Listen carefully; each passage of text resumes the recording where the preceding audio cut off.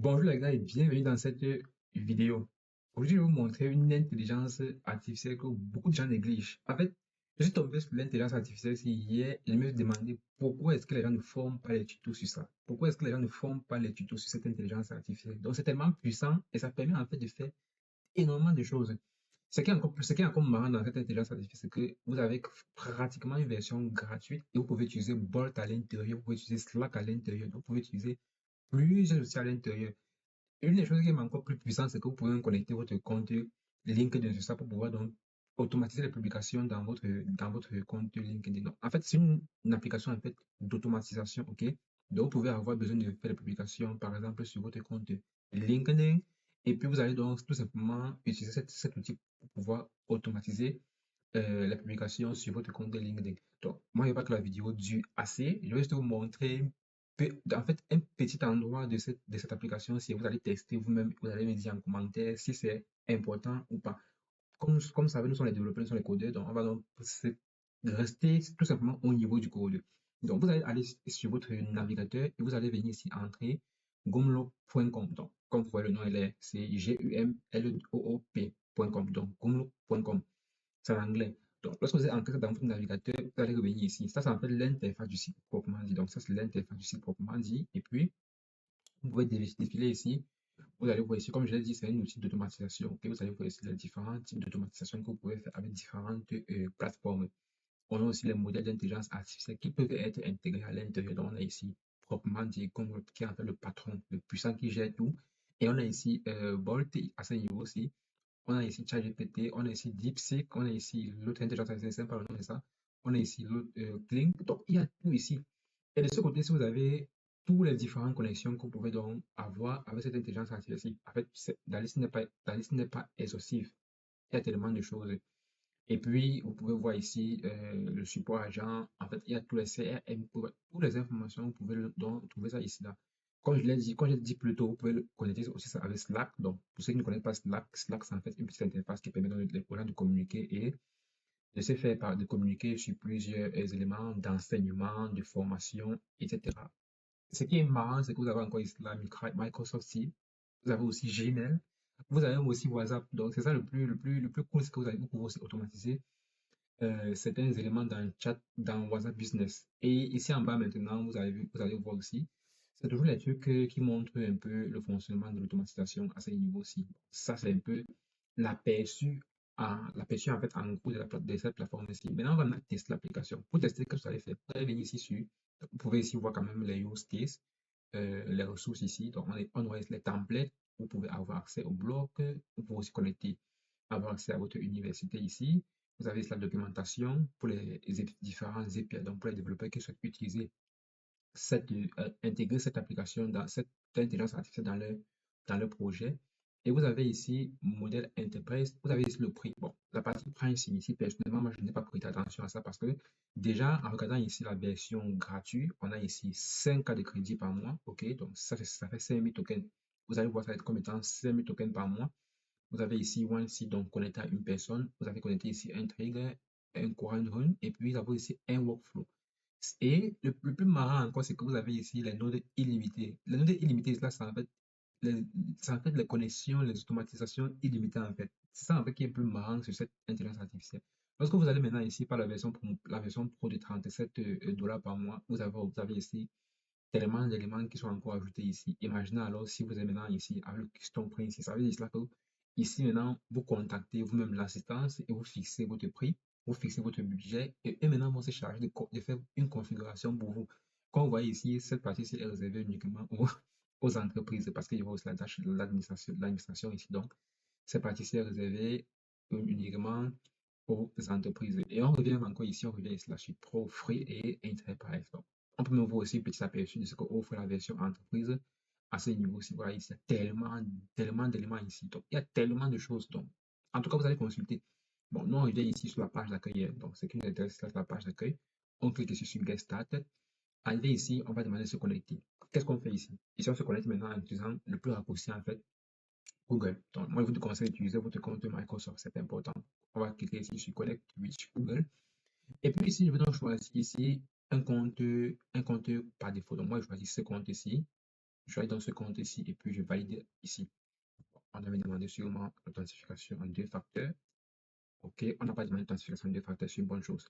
Et ici, maintenant, on me demande ici d'entrer mon nom. Donc, une fois que vous allez donc faire, on doit vous demander ici d'entrer votre nom. Sachez que votre nom ici ne sera pas utilisé, sera utilisé comme par exemple, comme ChatGPT dit souvent que bonjour Lionel, bonjour telle personne. Donc, c'est uniquement ça. Donc, vous pouvez mettre n'importe quel nom. Moi, je vais mettre ici Lionel et puis je vais mettre ici le last name ici. Je vais mettre par exemple ici test lead, comme ceci.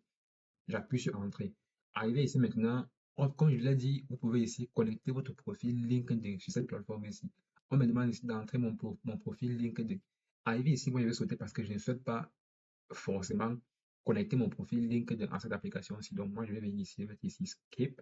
Et ici maintenant, on va demander maintenant de choisir maintenant quel est votre rôle. Donc c'est ce qui est plus marrant. Donc, si vous êtes un personnel marketing, vous allez seulement choisir ici marketing. Si vous faites ici les opérations, choisissez ici opérateur. Le support technique, vous mettez ici support technique, sales, vous mettez ici sales.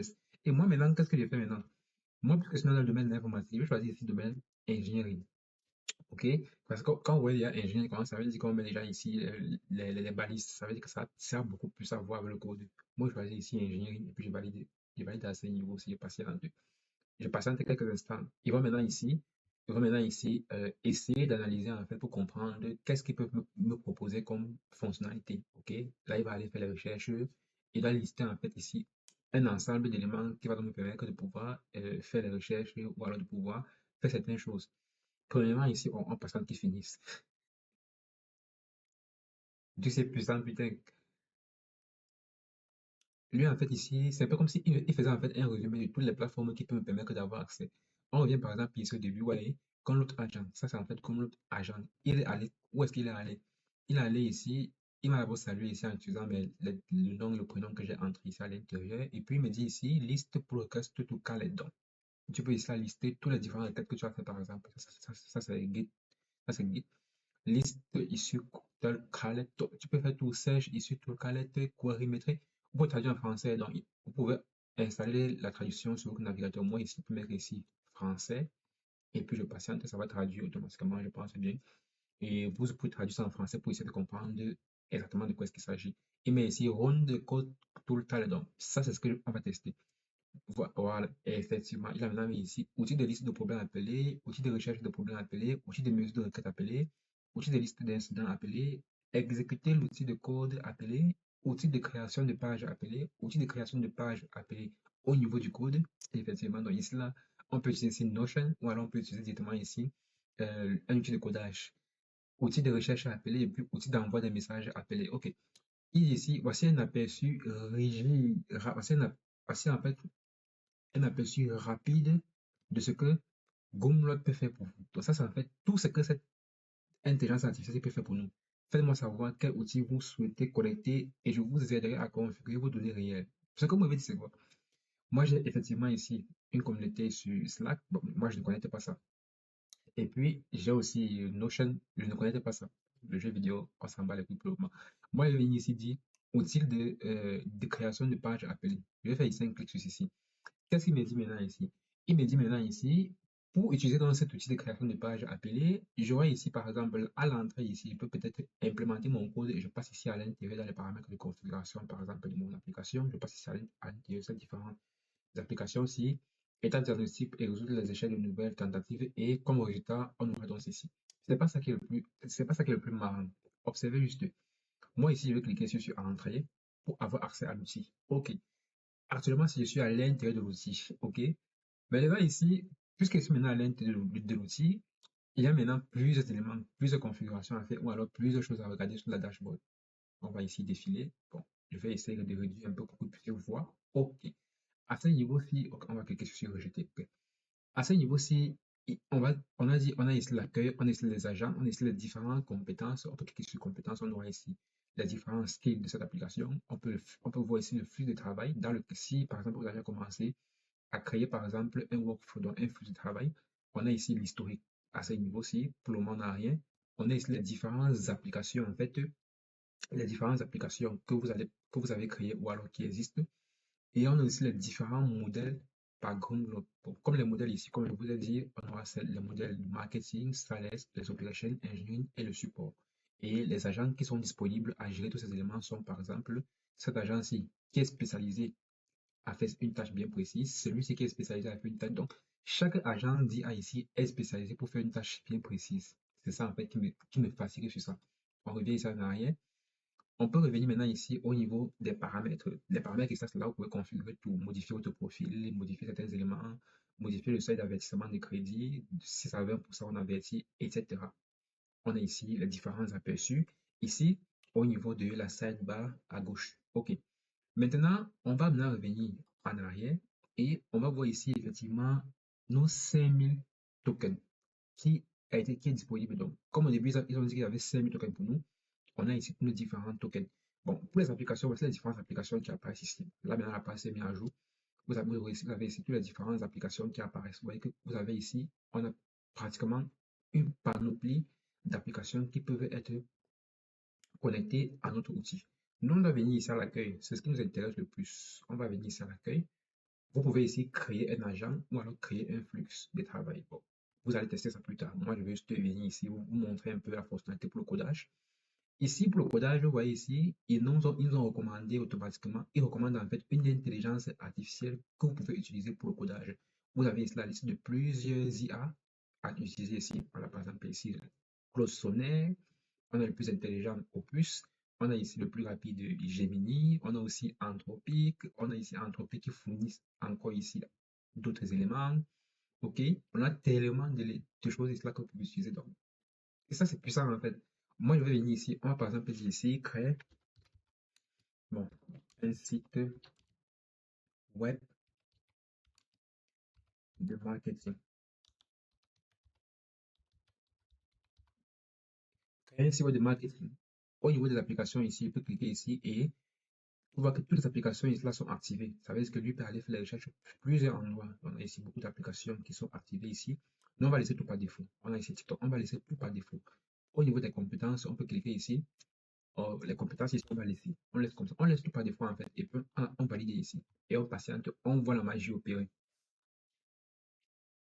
Et ce qui est marrant, c'est que lorsqu'on regarde ici au niveau de l'exécution du code, on voit ici qu'il y a le logo Python. Pourquoi est-ce qu'il met le logo Python? Je ne sais pas s'il va développer le système en Python, mais observons juste voir. Et ce qui est bien, c'est que nous, on va tester le site. C'est ça aussi qui est le plus bien.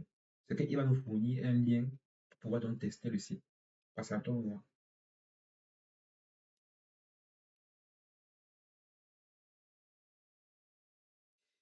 Ça peut durer en fait en fonction de de la tâche que vous avez demandé à l'intelligence artificielle de faire. Parce que c'est un site assez simple.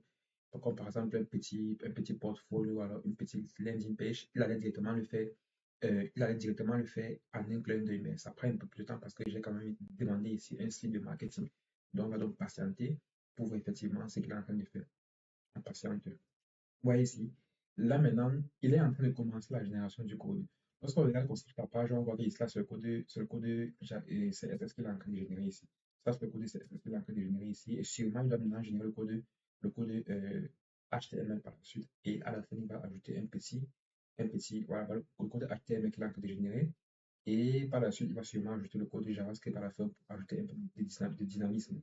Patientons. La magie, les gars. La magie. Moi, je n'ai plus fait de tuto front-end. Je fais maintenant les tutos uniquement back-end. Je suis fatigué de faire les tutos front-end. OK. Regardez par exemple ce qu'il nous donne comme rendu. OK. Il a fait ici, il a développé un peu notre site de marketing tranquillement. Et ici, il a fait ici une navigation fixable, un logo. Il a mis ici un privilège d'ancrage de bouton CTA. Après, il a mis ici une hero section qui va contenir en fait un titre accrocheur et un sous-titre et deux boutons d'action. Et en plus, il a ajouté ici les statistiques, plus de 5000 clients, 98 satisfaction, et il a mis ici les services, 6 cartes, il a mis ici un processus 4 bandes, il a mis ici les tarifs 3 plans pour démarrer, il a mis ici les témoignages, il a mis ici le final du CTA, le pied de page. Donc, lui, en fait, il a fait tout à la perfection. Et voici les fonctionnalités qu'il a fait. Il a fait un design moderne, palette avec violette gradient, 100% réactif mobile, animation au support, navigation fixe, etc.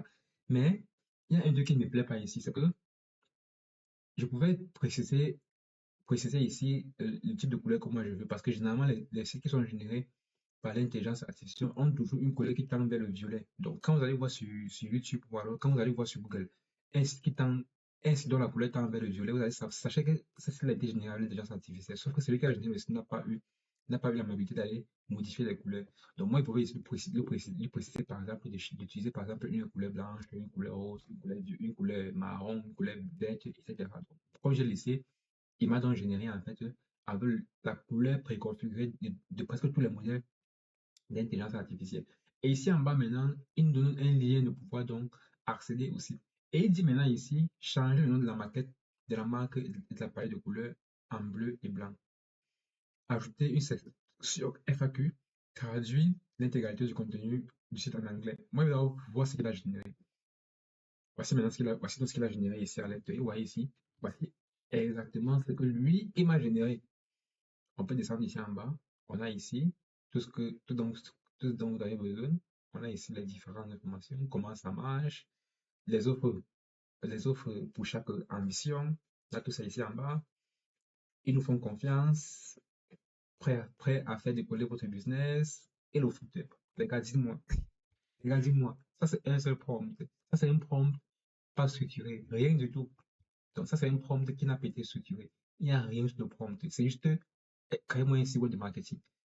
On a service, processus, tarif, avis, démarrer. Donc, c'est puissant en fait. Regardez dans ce que là maintenant fait ici. Là maintenant dit ici, là maintenant il dit ici ajouter.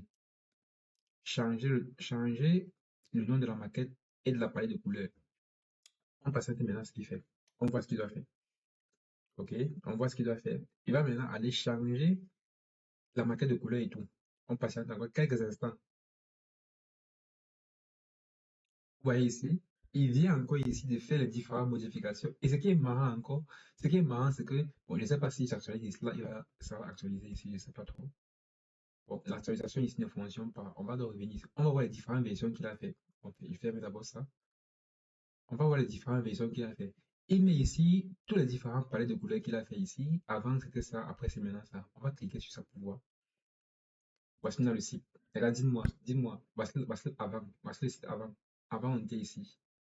Avant, on avait ceci. Maintenant, si on a ceci, regarde, dis-moi c'est pas puissant. En quelques secondes, dis-moi c'est pas puissant. On descend ici, regarde, dis-moi c'est pas puissant. Et on revient encore ici, il va dire ici, changer le nom de la maquette, ajouter une section FAQ, traduire le site. On va ajouter ici une section FAQ. Observez seulement la scène. Donc, ça c'est puissant en fait, les gars. Et ce qui est marrant, c'est que le token ici ne bouge même pas. Donc, le token n'a pas encore changé. Le token n'a pas encore senti que comme ça, on a de l'interroger pour un truc bien précis. Les gars, testez cette application si vous venez me dire. Allez tester et venez me dire, les gars, c'est puissant. Testez ça et venez me dire. On passe à quelques secondes ici.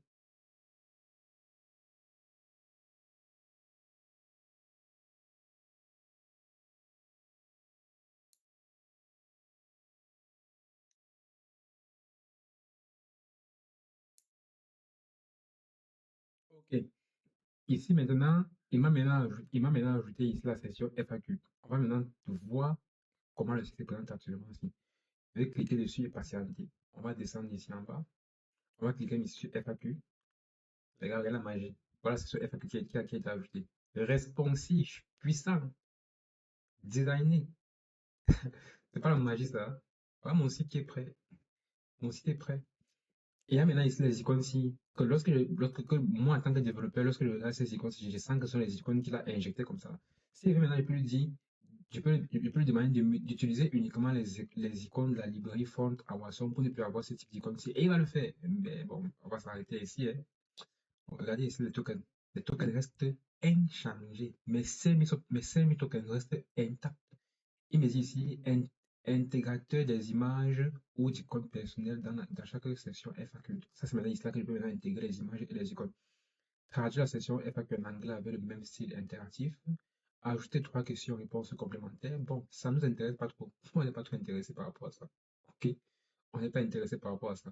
Bon, les gars, testez cette application-ci. Dites-moi ce que vous pensez de cette application, de cette intelligence artificielle. Et je vous assure, c'est franchement puissant. Donc, il faut aller seulement tester et venir me dire. On se dit à tout de suite ou alors prochainement pour une autre vidéo sur l'intelligence artificielle. Donc, restez scotché et abonnez-vous à la chaîne, c'est important.